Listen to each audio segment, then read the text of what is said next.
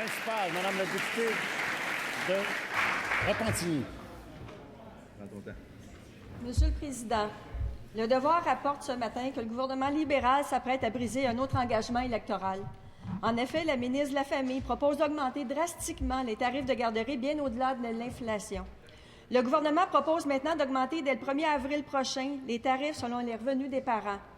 Ainsi, toutes les familles vont subir une augmentation de 7,30 à 8 $ par jour par enfant. Mais de plus, il y aura une augmentation supplémentaire pour les parents qui pourraient avoir à payer jusqu'à 20 $ par jour par enfant.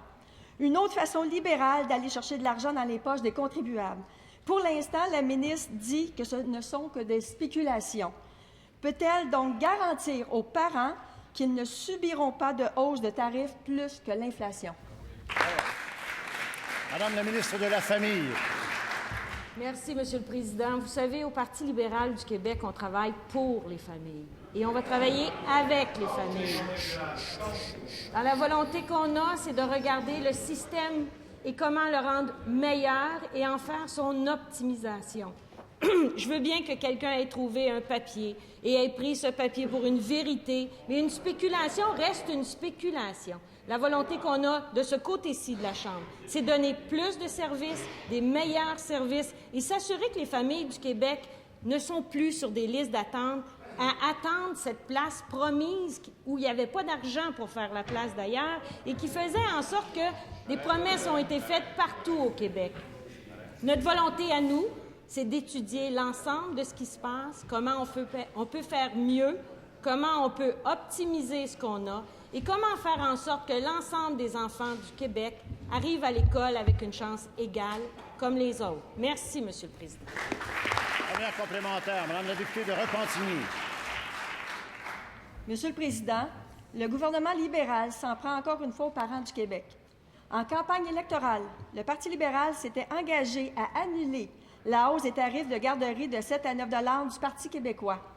Même l'actuel ministre des Finances disait, et je le cite, « C'est un saut important pour les parents compte tenu de leurs revenus disponibles. » Est-ce que son gouvernement a changé d'idée? Est-ce une autre promesse brisée? Madame la ministre de la Famille. Monsieur le Président, je peux me relever encore plusieurs fois. Je peux répéter encore plusieurs fois qu'on ne commentera pas les spéculations journalistiques qui se passent dans les médias. Pour l'instant, on étudie l'ensemble de ce qu'on a et comment on peut faire mieux.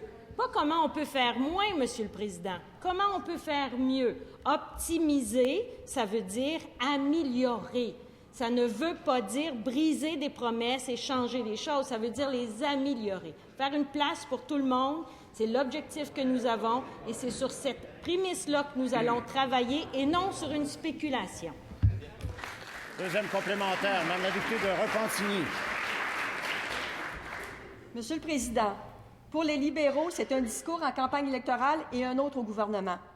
Pensez-y, Monsieur le Président, une hausse de 7,30 $ à 20 $. C'est 254 $ de plus par mois par enfant pour certaines familles. À 2 enfants, c'est 508 $ par mois.